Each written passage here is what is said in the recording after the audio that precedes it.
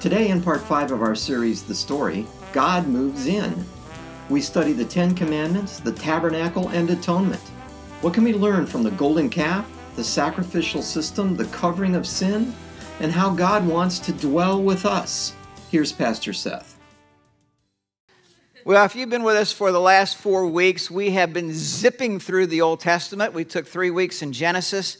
We have creation and the fall of man and the change of human nature to our sinful nature. And then all through Genesis and the first part of Exodus, you have different pictures of what that looks like. What does our sinful nature look like? Well, you see, there's the rebellion in our heart, and there's disobedience in our heart, which we sang about today.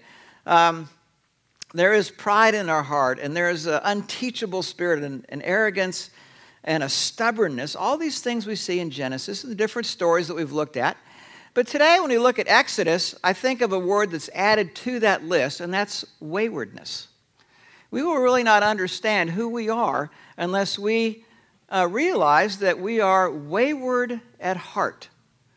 There's something about us that just wants to go our own way. Now, last week we left the Hebrews. They were in slavery for 400 years. God did 10 plagues, including the Passover. Pharaoh finally said, "Get the heck out of here." The people went to the Red Sea. Pharaoh had a change of heart, chased them down. God protected them with a cloud, spent the night opening up the Red Sea. The people move across on dry land, and when the last little boy runs up the other side, the cloud parts. The Egyptian army, which had been in pursuit, runs down into the bottom of the seabed, and at some point the waves, the two walls of that great sea, come crashing down on the Egyptian army. And the people on the other side, looking back, realize they're not only delivered out of slavery, but they are free. It's an amazing moment. Now, you would think that if God did something that spectacular for you, that you would just be, man, I'm never going back on God. I'm never turning away from Him. Man, I see His goodness. However, we are going to see that within a very short time, the people are wayward, fickle and wayward. So far, as we've looked at the story, there's our what we're calling our little story, where we look at our life and the things of our life and what we want to get as we are driven by our sinful nature, curved in on ourself. And there's God's great story that's going alongside what we're calling the story. And God continually reaches down to us to try to get us to connect to His story and to be in relationship with Him as a first priority. He does that not because He's lonely, but because that's how He designed us to function. When we live according to how He wants and when He is central in our lives, good things happen that affect our relationships and our life and our attitudes, so many things. Now here today we're looking at sort of the back half of Exodus. I want to think about the back half of Exodus, I think, of God moving into the neighborhood. We had a family that moved next door to us a few months ago. It was pretty cool. They're from a foreign country and got a cute little, probably 5th grade boy that likes to throw the football around and play stuff out in the cul-de-sac. And sort of the whole getting used to the new neighborhood, and they just went on vacation for a couple of weeks, and he came back, and we were talking, and he said, "Man, this is the first time I've owned a home, and I'm back there thinking, all the way in Florida, I'm thinking, oh my gosh, is our home safe?" And I said, "Well, hey, that's what I'm here for. You know, next time that happens, let me know where you're going. I'll get your mail, get your paper, take out the trash, all that stuff." And he goes, "Oh, thank you." Now, in this particular story, as the people have left Egypt and they're out there in the Sinai desert, they are now about 2 million people, and they are at the beginning of becoming a nation. A nation. When I think about our own history, I think about, we had the Declaration of Independence in 1776, the Revolutionary War, 1783, the war is over, we've won, and the Constitutional Convention comes together and they make the Constitution. Constitution was a really important document. The Constitution is sort of like the Ten Commandments. The Constitution provides the great framework of how our government is supposed to function. And it is, if you study political science, in my opinion, one of the great masterpieces of political science. carved out of mostly political theory that had not been tested yet. These men knew what they didn't want to happen, and they were trying to create a system that would make a difference for a long period of time. Exodus 20 is the Ten Commandments. But if you read Exodus 21 to 31, you're going to read a whole bunch of little minutia laws. And so if you think about our country, you have the Constitution, which is the great framework of our government, but all the states and all the local municipalities and counties, they enact their own smaller laws. Well, that's kind of like Exodus 21 to 31. But I'd like to focus just on the Ten Commandments first. James Madison is considered one of the founders of our country, but also the father of the Constitution. He was a brilliant, brilliant legal mind. And I'd like to read a quote that he stated after when asked about the Constitution. He said, "We have staked," meaning the founders who wrote the Constitutional Convention, "we have staked the whole of our political institutions upon the capacity of mankind for self-government."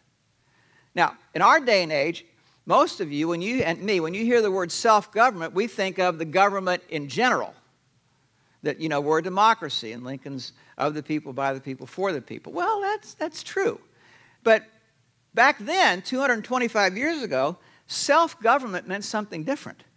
It meant the ability of the individual to govern himself, to do something about his own sin nature. And the idea that the framers had was that the greater the amount of personal government that the individual can do, the less need for the power of government in general. The worse that self can govern itself, the greater the need for structure and for governmental authority. This is why, as a nation, we started off with limited government. And the reason we did was because the founders, at that particular time in our history, saw a pattern for about 100 years that the people were pretty good at self-government. That's the Ten Commandments.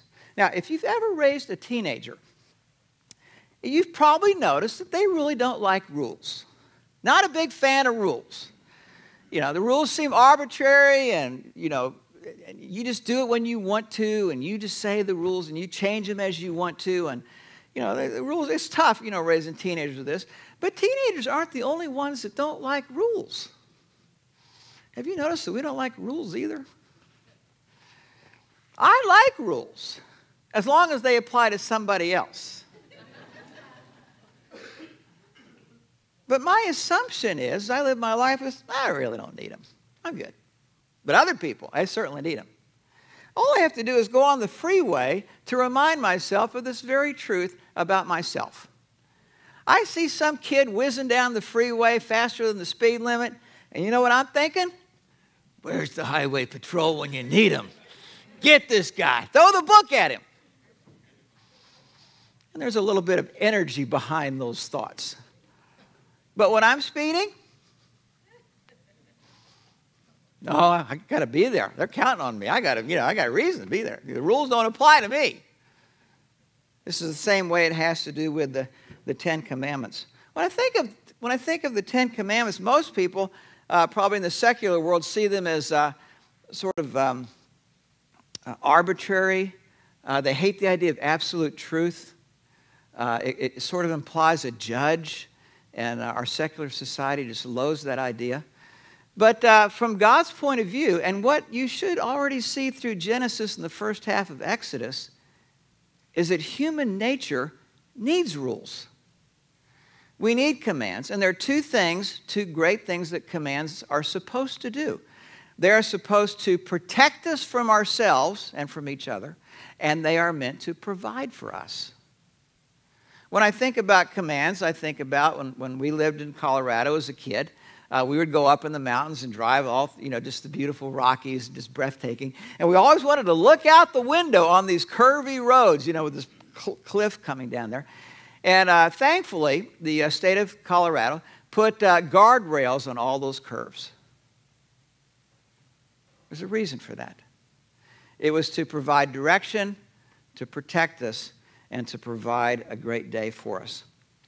Exodus 20, let's start here. We have the 10 Commandments. God spoke all these words. I am the Lord your God who brought you out of Egypt, out of the land of slavery. You shall have no other gods before me. Now, when you talk to a secularist in our country, this drives them nuts. Because it seems to them that you're just being too exclusive. And if anybody should believe in any God, that should seem to be fine. And if people don't want to believe in God, that should be fine. Who are you to say that this is true? And who is God to claim you shall have no other gods before me? And this goes back to the design of human nature. The purpose of relating to God is not to be a religious people or a non-religious people. The purpose of relating to this God is to do something about my human nature. And the Bible is very clear. You can try any other God you want to, and you're going to find a hard time having your nature changed. Becoming the man that you want to be, or the husband, or the father, or the friend that you want to be, the kind of character. In other words, what God says is my design is to be central in your life, and that centrality in your life acts like a counterweight to your own human nature. When the winds blow this way, and if you're in a boat out on the sea and the winds are tempted, you're tempted to just roll over because the winds are so hard, this keel in you is meant to be a counterweight to keep you afloat, to keep you balanced. Number one, you shall have no other gods before me. Number two, you shall not make for yourself an idol in the form of anything in heaven above or on earth beneath or in the waters below. You shall not bow down to them or worship them. For I, the Lord your God, am a jealous God, punishing the children for the sin of the fathers to the third and fourth generation of those who hate me. What he's saying here is partly is that sin is much more serious than my people see or they think of. There are consequences that affect their children and their grandchildren and sometimes great-grandchildren that you may never see. Now, I do a fair amount of counseling for a pastor, and I see this all the time. Something that happened to you when you were a kid, and something with the breakup of your family, or something with your father that happened 25 years ago or 20 years ago, seems to have lingering effects in your life today. Something of what he's saying here. Following God is important, not just for you, but for those that we claim to love. But showing love to 1,000 generations, not just 3 or 4, of those who love me and keep my commandments, there's the promise of blessing through a line of people who will let God be first in their life. This goes by his design. Fight this, and you fight the very design of how he made you. Number 3, you shall not misuse the name of the Lord your God, for the Lord will not hold anyone guiltless who misuses their name. Now, the idea here is not just, I better watch my potty mouth. The idea here in this command is to a sense of reverence for God or respect of God. He's not just grandpa out on the front porch swing saying boys will be boys. Number 4, remember the Sabbath day by keeping it holy. 6 days you shall labor and do all your work. The 7th day is a Sabbath to the Lord your God. The 7th day is a time for refreshment and to remember God's work in our life. It's a day when we reconnect with God after a busy 6-day work week. This is important. It centers us again, week by week. On it you shall not do any work, neither you, your son or daughter, man, maidservant, animals, alien within your gates. For in 6 days the Lord made the heavens and the earth, the sea, and all that's in them. He rested on the 7th day. The Lord blessed the Sabbath day and made it holy. Now, these 4 commands all have to do with sort of putting parameters on us. They're meant to keep us almost like a keel does with the ship in the water, to keep us moving in the right direction. The next 6 have to do with our relationships with with people. Number 5, honor your father and your mother so that you may live long in the land your God is giving you. The idea here is that authority is a part of life, and learning how to be respectful of the authorities in your life, which starts with your parents and then goes on to people like policemen and firemen and city government and the military. If you happen to be a recruit and you have a drill sergeant, it's important to learn authority. This goes all the way up until the court systems. Importance of authority. Number 6, you shall not murder. Now, for a long time, the Jews just thought that meant, first-degree murder. But as Jesus will say later and explain to us, he's talking about murder starts in your heart. It starts as resentment. And it builds to bitterness.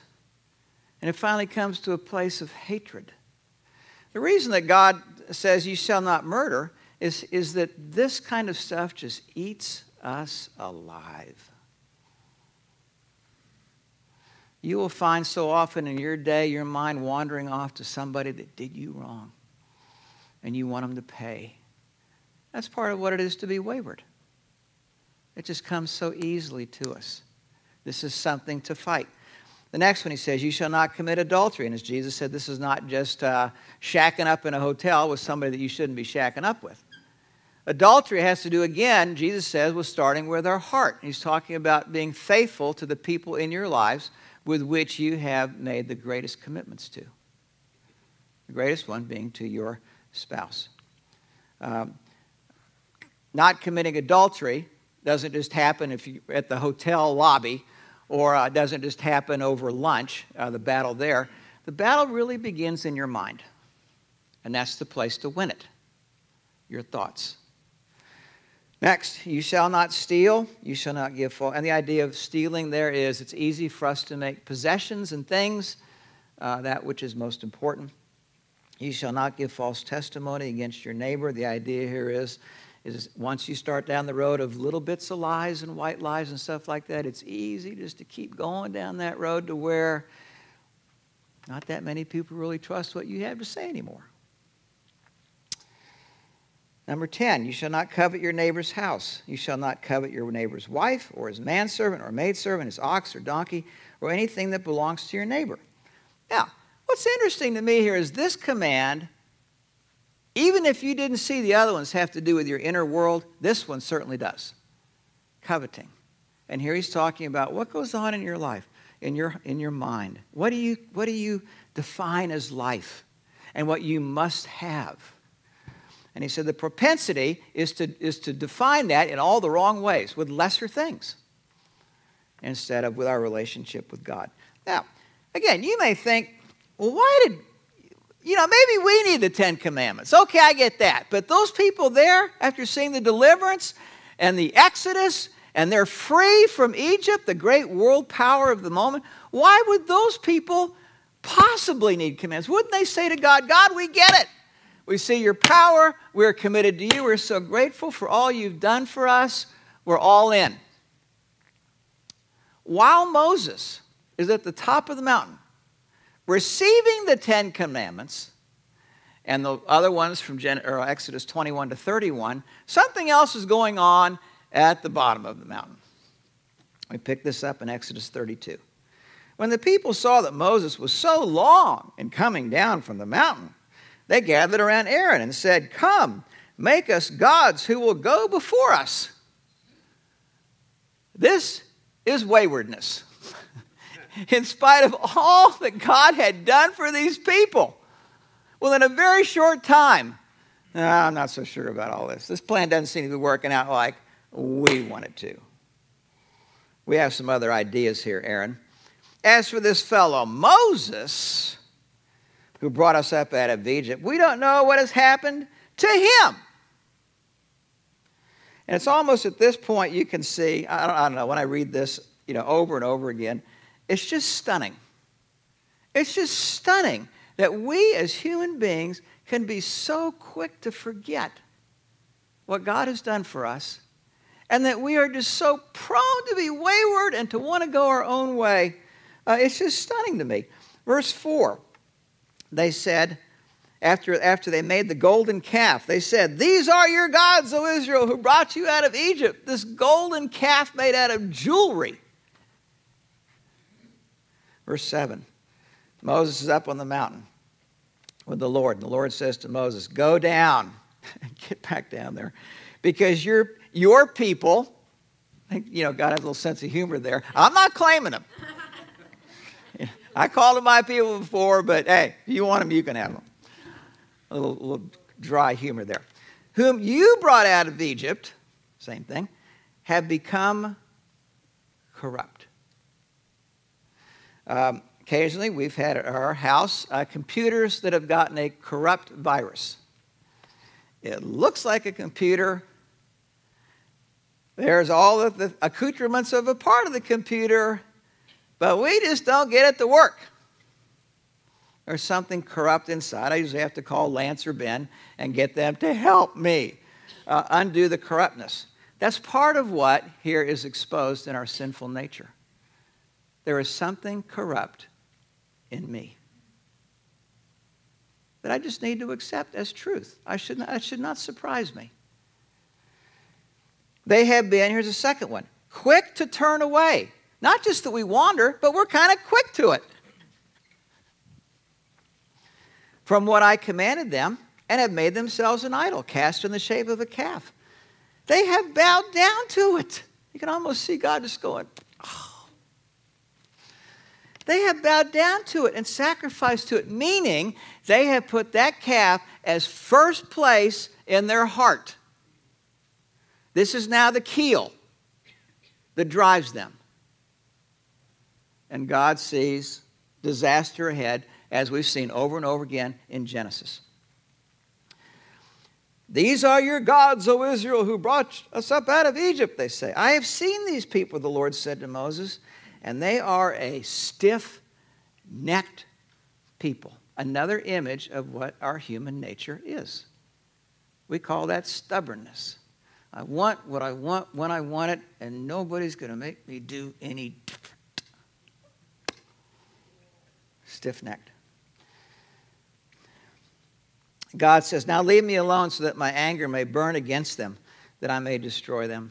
Then I will make you, Moses, into a great nation. It's almost like, remember, with Noah back in the early parts of Genesis 6, 7, and 8. Maybe I should just start again, God's saying. Now, he's not going to start again, but he's having a dialogue with Moses, and Moses may not know that he's not going to do this, but Moses is kind of freaking out at this point. The next day, Moses said to the people, you have committed a great sin. Now I will go up to the Lord. Perhaps I can make atonement for your sin.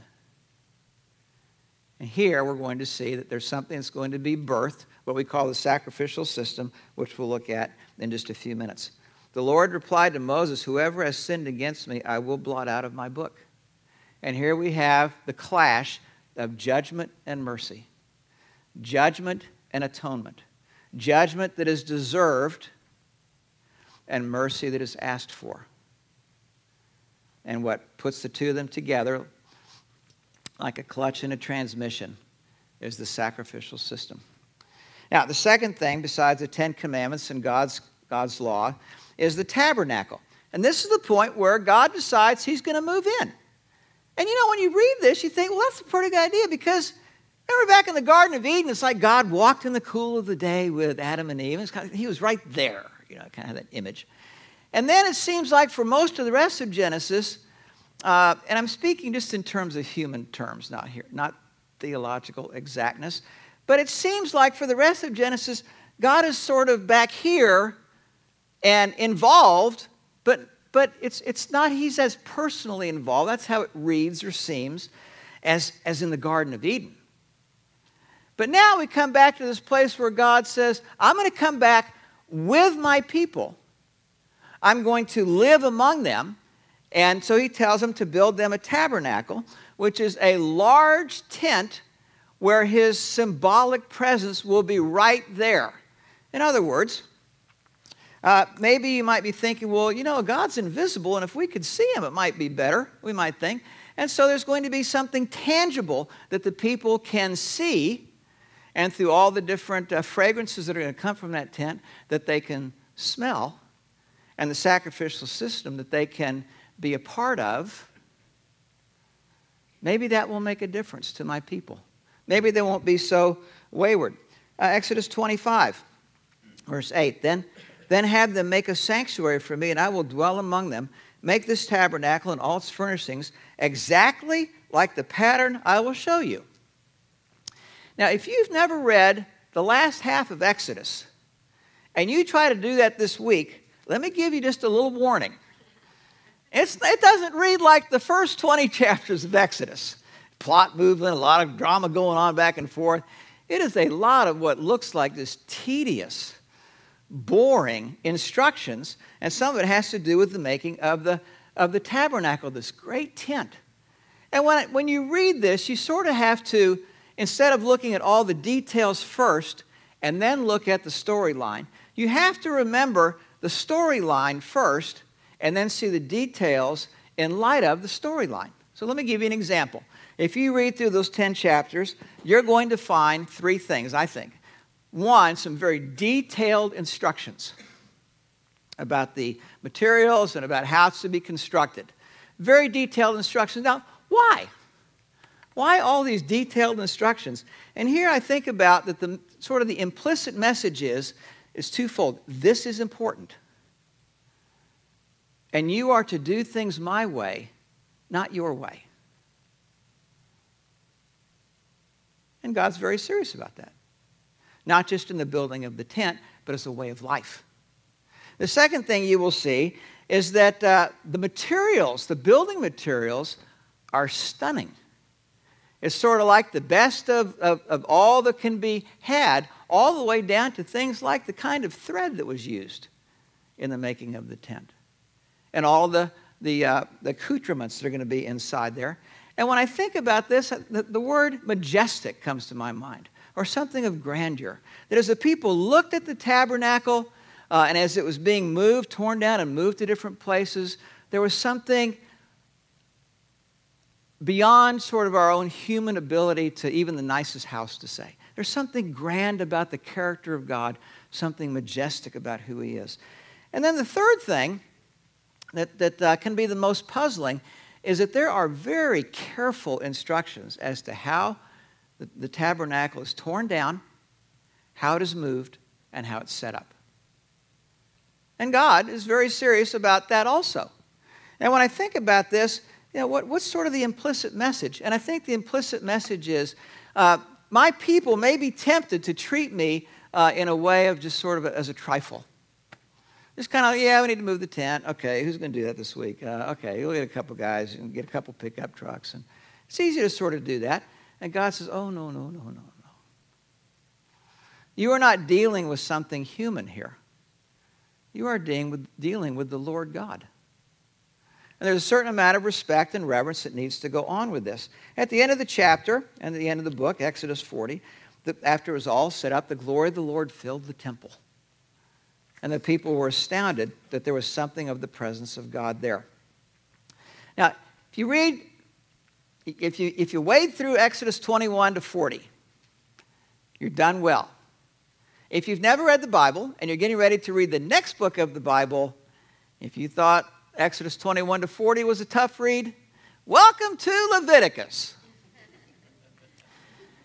Now, I will tell you, I've read the Bible a number of times, start to finish, one of those year plans. And the first time I did it, I got stuck in Leviticus and got derailed. I think the second time I got stuck in Leviticus and got derailed. It wasn't until at some point in the past I thought, I am reading the book of Leviticus completely upside down. I am reading it like a Westerner does, looking for all the minute details as I work through chapter 1 and chapter 2 and chapter 3, try to understand all these things, and I have lost sight of what's the big picture of the book of Leviticus. And once I started thinking that way, then I had some context with which to read all the minutia that is in those 27 chapters. Now, when I think about this, I think Leviticus 19:2 is the theme. Speak to the entire assembly of Israel. Say to them, be holy, because I, the Lord, your God, am holy. This is the theme. This is really important. And all of the book of Leviticus is to be understood around that theme. So, when you read the minutia, how do you think about this? Well, if I had to put this in sort of God speak, I would put it something like this. My people have no appetite for holiness. That does not come naturally to my people. First thing. The second thing, so I'm going to surround my people with as many pictures of holiness as I can. From the most important things in life, their most important relationships, their most important decisions, their daily life, all the way down to the most stupid, small, seemingly insignificant things of life, so that whatever they do in a given day, there is a reminder to be holy. Number two, the third thing, my people are going to find it impossible to be holy. That's that wayward thing. Here we are again, unholy. Number four, I think God is going to say to the people through this, the hardest thing for me to do with my people is to make them holy. And already, just through 50 chapters of Genesis, 20 chapters of Exodus, that should be pretty clear. That's the hardest task of all. The last thing when I think about the book of Leviticus, I think, and God speak, he would say to us, this is the most costly thing to me in being in relationship with you. And it's going to cost you. Now, we know from our vantage point, eventually it cost him the death of his son, without which none of us would want to be holy. Leviticus. Then we finish with the sacrificial system. God's moving in with people. That's great. But we're screw-ups. We're wayward. So how does the justice of God and the holiness of God live in the neighborhood with wayward man? And so God made a way for this to happen. It's called the sacrificial system. Now, if a secular person reads the sacrificial system today, they just kind of roll their eyes and go, "What? It's just so hopeless. Lambs slaughtered and blood spilled on an altar, and you have to do that again next week and do that again next week, and does that ever end?" And it just seems sort of like that belonged in a whole other world somewhere before. Now, how are we to think about that? When I think about this, I think that there would be, how hard is it for you to convince somebody else that they have a sinful nature? You ever tried to do that with somebody? You've got a fight on your hands. They're going to be mad at you. Because we hardly see our sin at all. And if we do, we think of it in such small ways, we minimize it so much and justify it, we are blind to it, that we just don't think, it's not that big a deal. It's not until God says it's going to cost a life. It's so serious it's going to cost the shedding of blood that we think, huh? What? That's not how I think. That's how you think? That's how you see it? Something that serious? And so as you read through the Exodus and Leviticus, you find different sacrificial systems that are set up, different offerings that are set up to deal for sin. But I just want to mention two. One, of course, the most familiar is the shedding of the blood of a spotless lamb, meaning a lamb whose there was no stripes and no spots on the lamb. They were to bring that as a sacrifice for sin. You and I would bring that. We'd bring that to the tabernacle. The lambs, the priest would take the lamb and slit its throat, and the blood would be shed on the altar as atonement for sin. Atonement's a big word. I like to think of it as at-one-ment. At-one-ment. It's the process by which we are made one with God, again, through the shedding of blood. And the idea of the sacrificial system is that there's a guilty party that must die, but a substitute will be enough.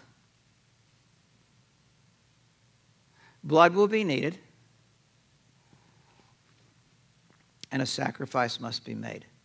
But in Leviticus 16, there's another picture here, what we call the scapegoat. Now, usually the way we use the word scapegoat is that somebody took the fall that didn't deserve it. That's how we use that. is sort of a derogatory term. Everybody knows it was somebody else's fault, but they just threw it all on that poor idiot down there on floor number 3. Leviticus 16. The priest is to lay both hands on the head of the live goat. You've got the lamb and slaughtered, and now a live goat.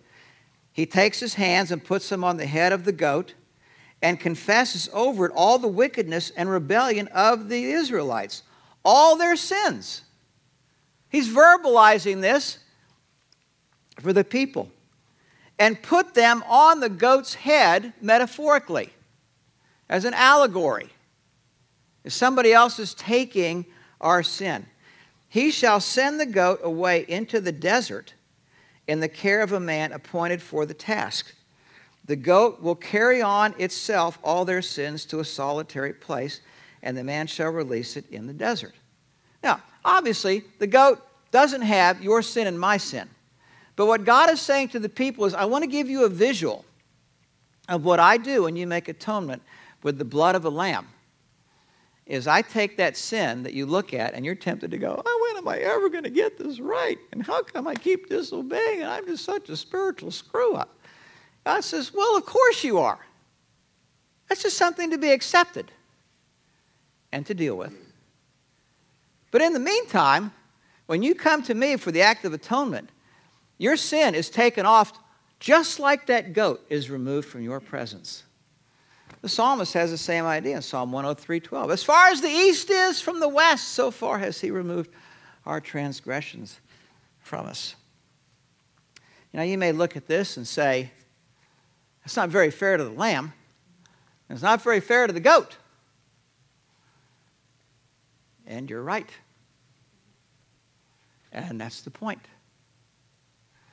Judgment meets mercy by the sacrifice of a substitute who sheds their blood in behalf of the guilty. One receives undeserved judgment. The other receives undeserved mercy. Does all this suggest something that will happen hundreds and hundreds of years later than the story that we're looking at here? There was a professor at a Christian college that was concerned about the people in his class, a lot of the class folks, because even though there were Christians there, it seemed like so many of them had such a weak view of the gospel. Really had a hard time seeing the import of it. And so he had an idea that for the last day of class, he wanted to throw a party. Everybody in the class could come. There were about 30 in the class. And he wanted to do something dramatic to show people the wonder of the gospel. So he told everybody on the last day of class he was going to have several big boxes of donuts.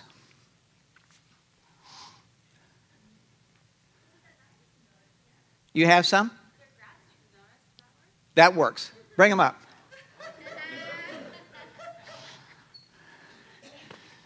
Wow. Ooh. Well, see y'all. Maple, glazed, blueberry, sprinkles. What he wanted to do is walk into class with donuts for all the students. He talked to his best student, a guy by the name of Steve. And he said, Steve was the starting center on the football team. And he said, Steve, how many push-ups can you do? Steve said, about 200 every night. Okay? In about 10 days, can you do about 300 in sets of 10? Steve thought about that, and he said, that's kind of a stretch, but I can try. He said, okay, good enough. So all the students came in for the last day of school for the party. The professor walks in with several boxes of donuts, and he goes to the first person. He says, congratulations. Judy, would you like a donut? She looks at the box of donuts, the tray of donuts, and she smiles and said, yes, I would. Before he gives her one, he turns to Steve, and he says, Steve, would you go to the front of the class, and would you do 10 push-ups so Judy can have a donut? Judy takes her donut, and all the class kind of laughs as Steve does his 10 push-ups. Kind of a funny thing. Hey, that's great. What a great thing. He goes to the next person, Joey. Joey, would you like a donut? He said, yes, I would. Steve, would you do 10 push-ups so Joey can have a donut? And class laughs, and he keeps on going down the first row to about 7 or 8 students, and he comes back to the second row, and by now, Steve's done about 70 or 80 push-ups. And he's sweating. Groups it sets at 10, but he's still okay. They get about halfway down the second row to Scott, who's a basketball player. And Scott's kind of got this figured out by now. He's a little bit miffed about this story. And he says, and so the professor says, Scott, would you like a donut? And Scott says, I can do my own push-ups. Well, that's not what I asked. No, Steve does the push-ups. Do you want a donut? He says, no, I don't want a donut. Professor says, fine. Steve, would you do 10 push-ups for Scott here who doesn't want a donut? And he does 10 push-ups, and Scott, wait a minute, I said I didn't want a donut. That's correct, but he did 10 push-ups. Here's your donut. I don't want the donut. This is my class. You are my students. This is my desk. If you don't want the donut, that's fine. Leave it on the desk. Leave it on your desk. And there it sat. He kept going, finished the second row. He's halfway through the class. He's now going down the third row. And Steve has done about 150 push-ups by now. And he is laboring. I think about halfway down the third row. And more kids are saying, no, I don't want a donut.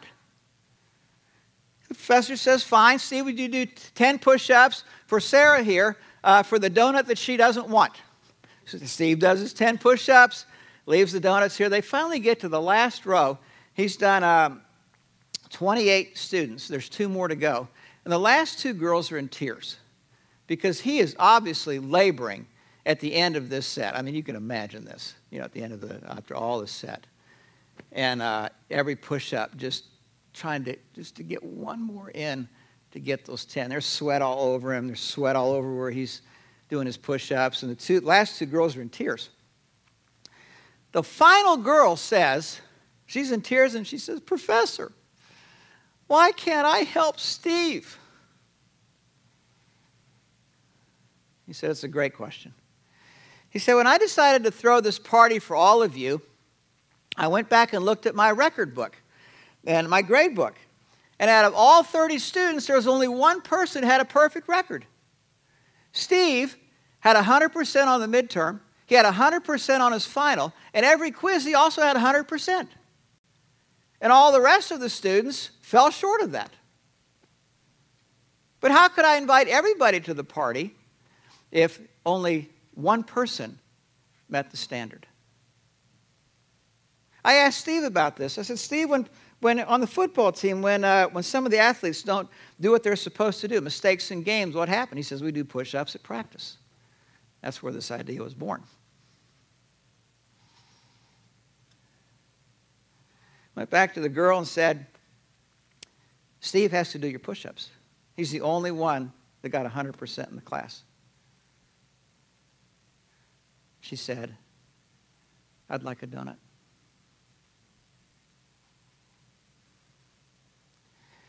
This little illustration in microcosm is what God had to do for his people through the 10 Commandments, the failure of the 10 Commandments, the failure of the people, even moving in with them and still wayward, and even with a sacrificial system. It wasn't enough until they saw somebody else doing push-ups in their behalf, that they understood something of the mercy and grace of God. Let's pray together.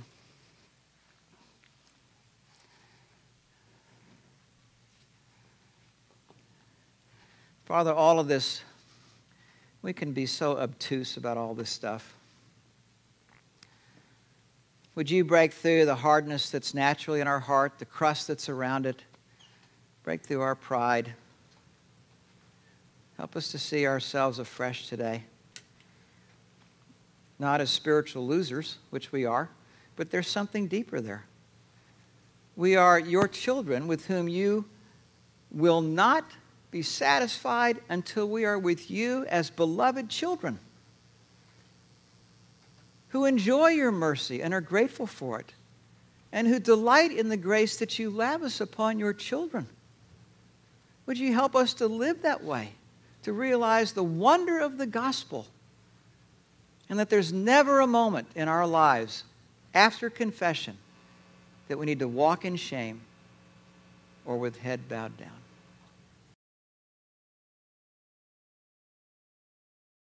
We at Pacific Church of Irvine invite you to join us every Sunday at 9:30. You can also visit our website at pacificchurch.com.